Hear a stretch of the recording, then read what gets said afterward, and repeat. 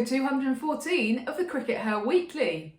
We spent yesterday, Saturday, at our match in the RHF Trophy, Southern Vipers v Northern Diamonds, at the recently renamed Utilita Bowl, no longer the Aegeus Bowl. I had to keep watching myself as we were there yesterday to not give it the wrong name and be chucked out of the ground for not conforming to the sponsors' regulations.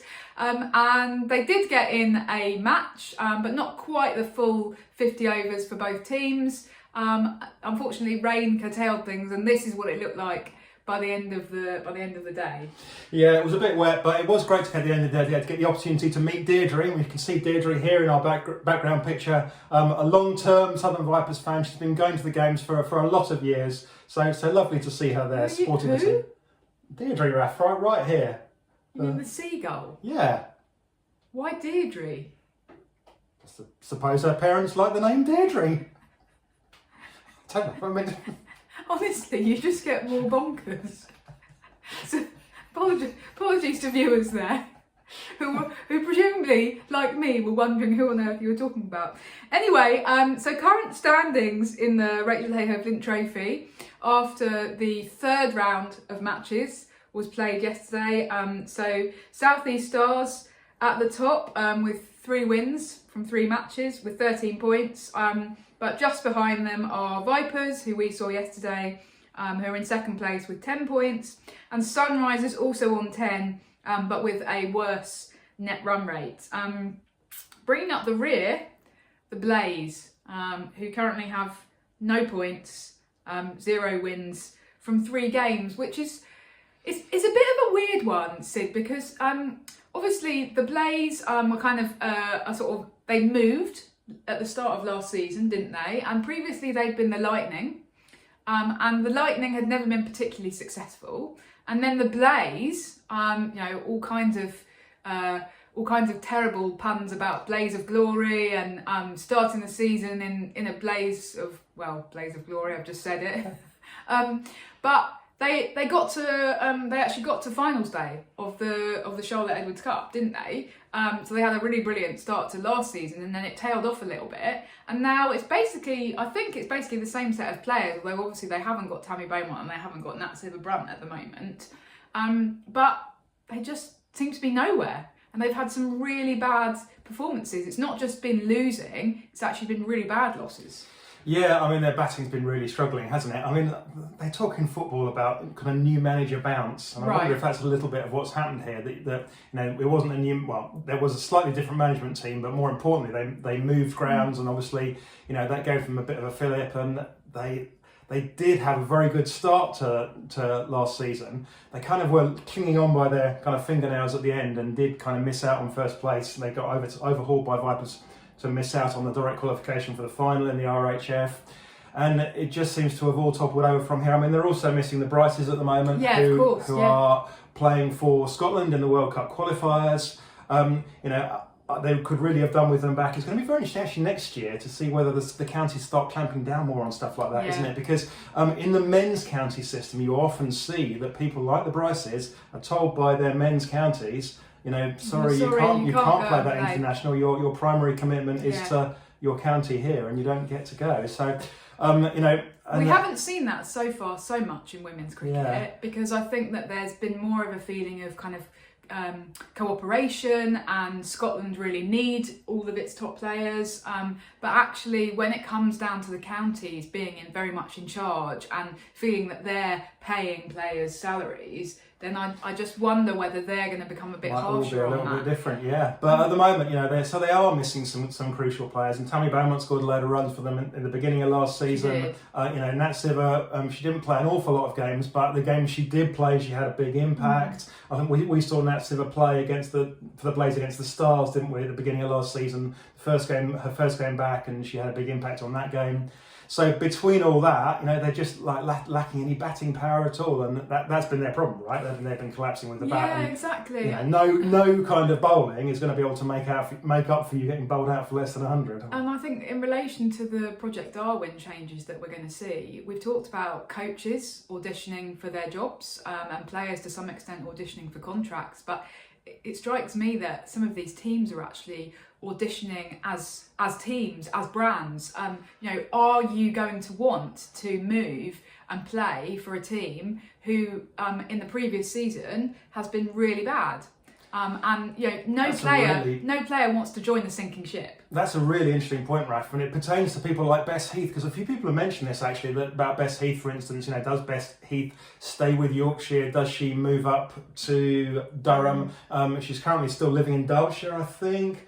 So she's actually her nearest side is the Blaze. Yeah. And so there's definitely a reason why she might go in that direction. But on the other hand, if the Blaze feel like a sinking ship, then maybe she will try and find other options. Yeah, and for somebody like her, there is very much going to be player agency. Yeah, there will be options. Some players might be not kind of considered in the top echelons and will actually will be seeking out counties. But for a player like Bess Heath, she's going to be in demand.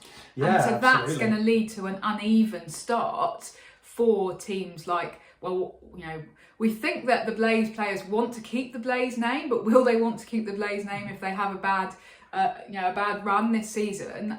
So whatever the Blaze turns into, Nottinghamshire women, are they going to start off at a disadvantage here?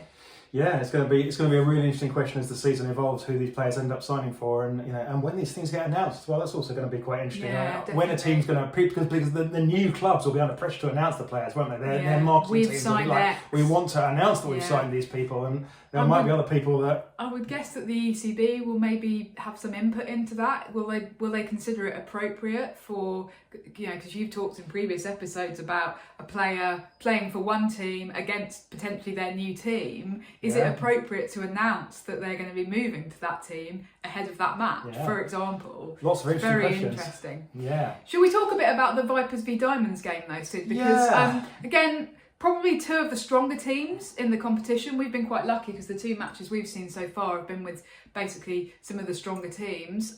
Diamonds were basically pretty much outplayed though, weren't they? By a strong Vipers team that did have Maya Boucher and Charlie Dean available. They did have Maya Boucher and Charlie Dean available. Obviously, we're expecting them to be not available as Vipers players for a large chunk of the season because they're going to be playing for England.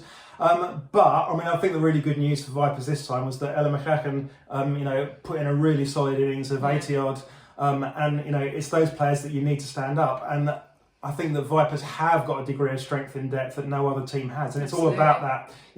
Can those second string players, pull it out of the hat when they need to?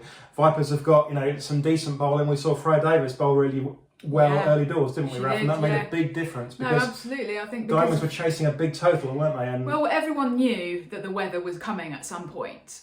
It was just, so for Diamonds, they'd chosen to field first, and then they knew they needed to keep up with the DLS target, right? But with Freya Davies up top, and she bowled two maidens back to back, and that obviously put Diamonds under huge pressure. And then when they did eventually lose a wicket, then suddenly they're really under the kibosh because they haven't got enough runs on the board. Yeah, no, lose a wicket early in DLS, and the target whacks up, and it was showing on the scoreboard, and it was being adjusted after every ball. And to a certain extent, you want to see that as a batting team because you want to know where you need to be. Yeah. But the other side of that coin is that it can be really difficult to look at that and go, very tough. A moment ago the target was 19, now it's suddenly shot up to 40 because we've lost a wicket, and we're nowhere near that. And the Diamonds did wind up chasing the game pretty much the whole way. They got quite close at one point. They got within 9 of the DLS. But then they lost a couple more wickets, and then suddenly they were like 50 or 60 behind, and that's the point at which the umpires said enough is enough. Yeah. But I think a solid win for the Vipers, and they're definitely going to be up there at the end of the season. Stars and Vipers for me again after these rounds of games this week still going to be the teams to beat this year. Interesting. Although Sunrise is also up there in contention, which is very interesting to see, isn't it? After having been Sunrisers did lose that game losers. against Thunder, which I think they must have been targeting and hoping they'll be able to win that one. But Thunder just put on far too many runs, and that wasn't going to be a chaseable target. Vipers would have struggled to chase 300 there, I think. Exactly. So that's going to happen.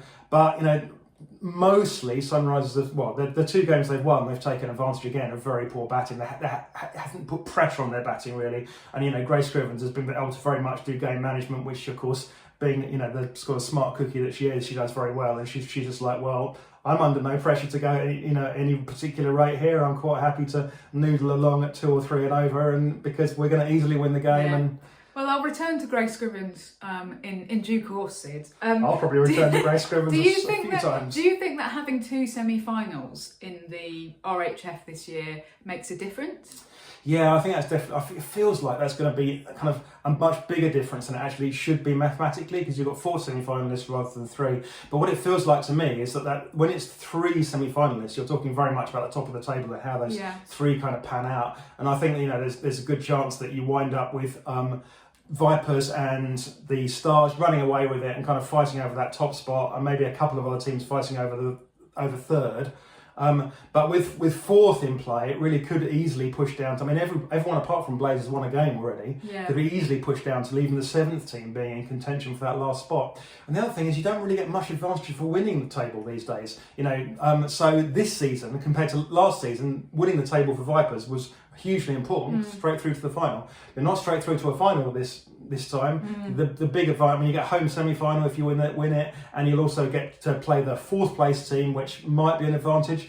But, if they're Diamonds and they have a good day, it might not be an advantage to play that 4th place team. I think Diamonds will wind up in that top 4, but it's going to be an interesting battle, because it's going to be the middle table really comes into play. Yeah, and Diamonds are obviously contending with something else, which is basically being told 3 days before the start of the season, you've got to think about moving 2 hours north to Durham, and the whole Diamonds collective is basically moving wholesale. That's very disruptive, actually, for that group of players, some of whom are quite young, many of whom are still living at home.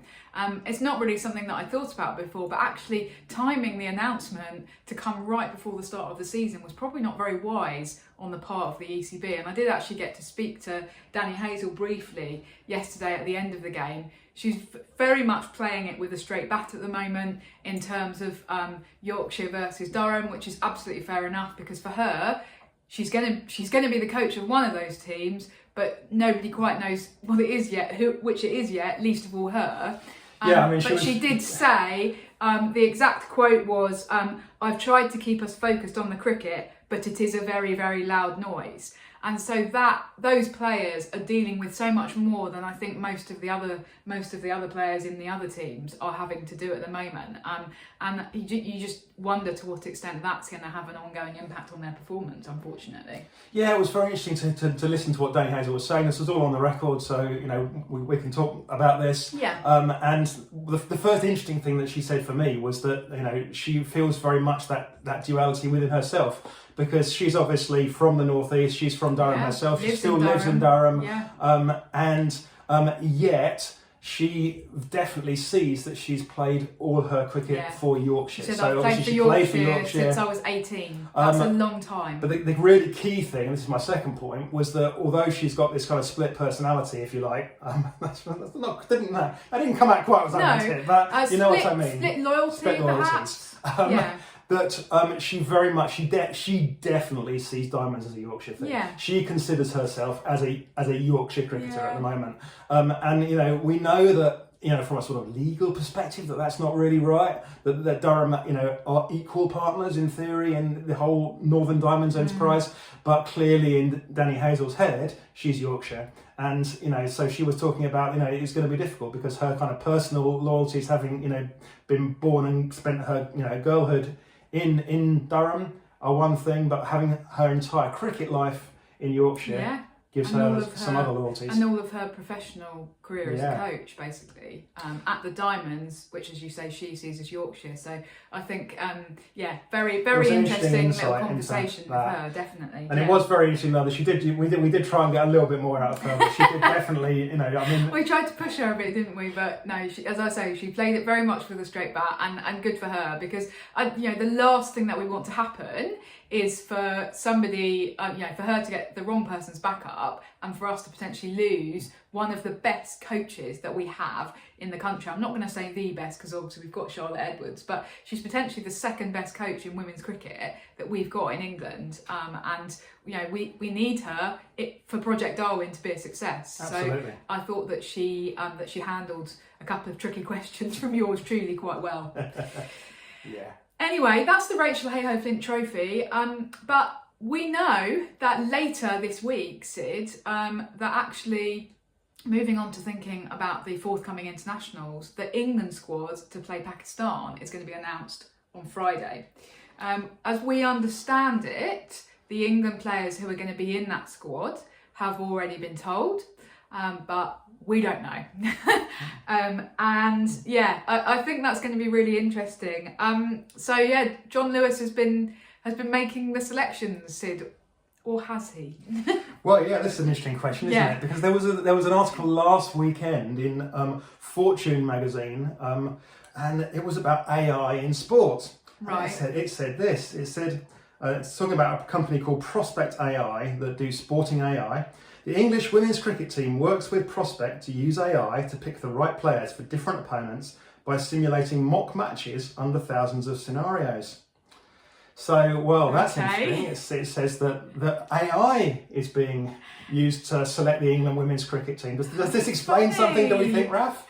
Well, it's all a bit weird, isn't it? So I actually went to ChatGPT before we came on air, Sid, and I said to ChatGPT, who should open the bowling for England v Pakistan in May? ChatGPT says some contenders might include players like Zach Crawley, Rory Burns or Dom Sibley. Okay. I don't know who they are. So I was a bit cross at this point. So I said I meant for the women. So I hope that ChatGPT interpreted my tone there as being slightly irritated. And ChatGPT says that it should be Tammy Beaumont or Lauren Winfield Hill. What, opening the bowling? No, sorry, opening the batting, Sid. Opening the batting. Okay. So that makes more sense, to be fair. But it's still a little bit out of date, isn't it, ChatGPT? Yeah, and also, thinks that men's cricket is the default, which is very, very frustrating to have sexism baked into ChatGPT anyway. It's just reflecting society, probably. Yeah, so that's very odd if they are using It's AI. an interesting thing. I mean, I think that it's nonsense. I suspect that it's nonsense in two ways. I suspect that the England cricket team are not really using this thing in any kind of serious way, because I just can't see that John Lewis is sitting there going, well, I'm not really qualified to make selections here. I'm just going to ask the computer and it can do it for me. You don't get to be England coach by being the kind of person that is going to allow a computer to second guess you. And the other thing is, it just feels very much. I mean, I work professionally with big data and these kinds of technologies, and something feels a little bit off about the entire thing, particularly the thing that it says simulating thousands of matches. That's not right. If you need to simulate thousands of matches with an AI, then you're not actually achieving anything, because there's nothing that you can answer by simulating thousands of matches that you can't answer by simulating one match. However, simulating thousands of matches is the kind of thing that will sound good to someone that doesn't know what they're talking about. If you just say, well, we're simulating one match, people go, well, only one match? Or you go, oh, we're simulating thousands of matches. Yeah, well, I'll buy that. I doubt that England have actually bought it, but I think it's marketing speak. I think the company possibly worked, a little bit with them, and they're now kind of spinning this into... Well, it's very interesting. Maybe we should attend the press conference on Friday and ask John Lewis whether he's been selecting the team based on AI. Might just do that. In terms of where we think that he might go with the selections, whether it's based on his own intuitions or the use of AI, I guess one of the interesting things will be to see the avenue they go down with the bowlers. And one thing is that there's a little bit of a conflict going on here between English conditions in May, which are going to be like nice green, especially with the weather we've been having, lush green tops, and great for probably a bit of swing bowling, versus what they're likely to get in Bangladesh in late September or early October, whenever the World Cup actually is, because we still don't know the dates, which is going to be kind of dry heat, basically. I was having a chat with somebody at the Vipers game yesterday, and they were saying, do England pick those three spinners and try and encourage the ground staff to prepare as dry a pitches as they can? I mean, looking out the window. Good luck. Good luck with that. Yeah. But they can try and keep the pitches as dry as possible and select those three spinners that we think they're going to, or we know that they want to play in Bangladesh. So just to be very clear, that's Sophie Eccleston, Sarah Glenn, and Charlie Dean. And all being in decent form with the ball. Yeah. So it makes sense. But on the other hand, if you're really picking for England conditions, you probably tough, want some more swing bowling options in there. Yeah. But do even England have those swing bowling options at the moment, or Well, have they thrown all their chips in with Lauren Bell? It does feel a bit like that.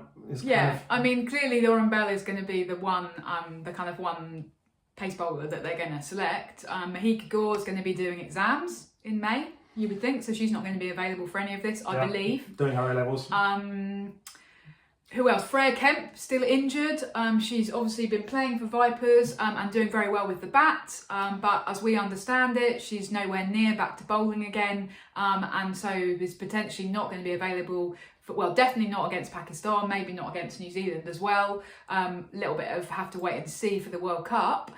Who else have they got? Lauren Filer, obviously, but she's not a swing bowling option, it is a pace option. Yeah. So that's, and then, but really, I guess that, again, looking forward to that World Cup, what they're really interested in is can, particularly, I think Danny Gibson, take on that role of, offering enough overs to be able to ensure that you can keep Nat Siver fit. Yeah. Because the other thing they don't want to do is wind up relying on Nat Siver to bowl, 10 overs in every game of an ODI series. Yeah, especially when it's very hot. Yeah, so lots of interesting questions for England. I think rather less questions around the batting though, Raf. I don't think we're not expecting any surprises. No, so I think that the batting's going to look similar to how it did in New Zealand, but obviously to some extent they delayed the dilemma for themselves of whether or not they dropped Sophia Dunkley by Sarah Glenn getting that concussion. Glenn obviously now back playing for the Blaze, doesn't seem to have had any she's obviously had time off, but she's now recovered, so we'd expect her to be selected in that England 11, assuming they go down this route of 3 spinners, right? So you've got a bit of a thing of do you have Dunkley in there? Do you have Beaumont in there down the order, assuming that you stick with Boucher and Wyatt as your top 2, as your openers? Is there going to be a spot for Bess Heath? Is there going to be a spot for Grace Scrivens, Sid? I did say I would return to her. Are we going to see her selected against Pakistan? Over to you. Honestly, I'd be really surprised. Yeah, I think that we're not quite at the right point where we're bringing her in yet. If the series were the other way round, Raf, if it was the New Zealand first and then Pakistan in September, and there's a possibility. No, the Pakistan is in June, July. They're not playing internationals in September. Yeah, exactly. Oh, okay, sorry. That was my point. Right. If they were playing in September, then we go through the entire season in September. Of course, there are going to be some internationals in September against Ireland.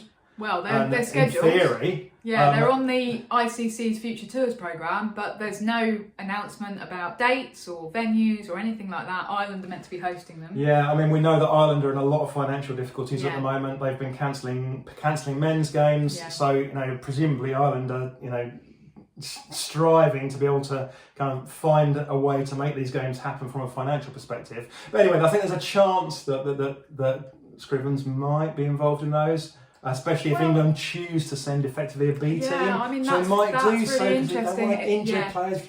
It's very close to the World Cup. So you could say, well, Ireland are not going to be the strongest opponent, so we will effectively send an England A team over to Ireland. Really interesting point. And at that point, Grace Scrivens maybe even is the captain, if Heather Knight will allow it, of that team. But I don't know. I don't really like the concept of sending an A team to play in what are World Cup qualifying matches, and that's why they kind of need to be played. And if there's any kind of forfeit on behalf of Ireland and they say we can't play them, then they forfeit those championship points automatically. So I don't really like that. But on the other hand, I don't understand how they're going to fit them in otherwise in that window. Because England will want to get to Bangladesh a couple of weeks early and play some warm-ups, right? Yeah, definitely, and acclimatise and get over their jet lag and all that stuff. So yeah, definitely. I would imagine that Bess Heath is going to be in the squad to play against Pakistan, partly because she's sort of England's unofficial backup wicketkeeper at the moment. She's almost the official backup wicketkeeper now. Which isn't great because she's obviously not been keeping. She didn't keep wicket for the Diamonds again. Anyway, so she will be in there, but I don't necessarily see her playing.